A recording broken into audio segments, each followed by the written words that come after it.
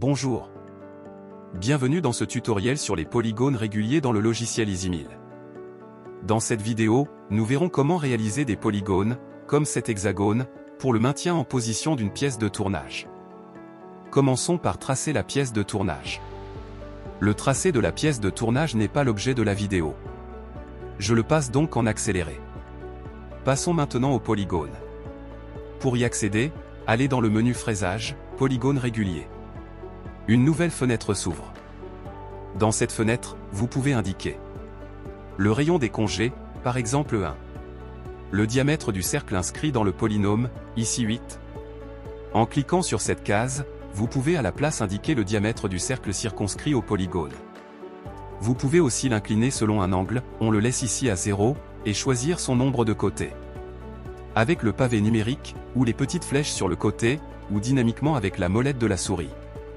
Vous pouvez aussi indiquer la profondeur du polygone.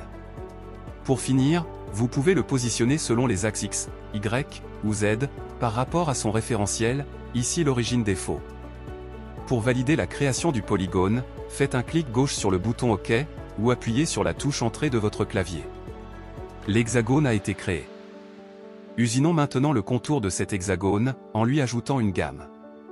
EasyMill vous permet de sauvegarder les gammes d'usinage que vous utilisez souvent pour facilement les retrouver et les réutiliser. Pour ce faire, faites un clic droit sur le polygone dans le bandeau blanc à gauche de l'écran, puis cliquez sur Ajouter une gamme. Sélectionnez ensuite la gamme que vous souhaitez utiliser. Nous venons de réaliser la pièce et l'hexagone présentés en introduction. Terminons par la simulation du contournage de l'hexagone. Pour ce faire, faites un clic droit sur le contournage dans le bandeau blanc, puis clic gauche sur Simulation. Pour lancer la simulation, faites un clic gauche sur l'un des boutons en haut de l'écran. Dans EasyMill, une gamme est composée d'un ou plusieurs cycles. Ces cycles ont été réglés au niveau des entrées et des sorties. L'outil a été choisi et les conditions de coupe réglées. Le cycle s'adapte à la géométrie sur laquelle la gamme est posée, ici, l'hexagone. Il ne vous reste plus qu'à post-processer. Pour ce faire, allez dans le menu Post-Process, Exécution du post-processeur. Validez par un clic gauche sur OK puis Enregistrer. Le programme a été généré. Et voilà. Maintenant vous savez comment créer des polygones réguliers en quelques clics sur EasyMill.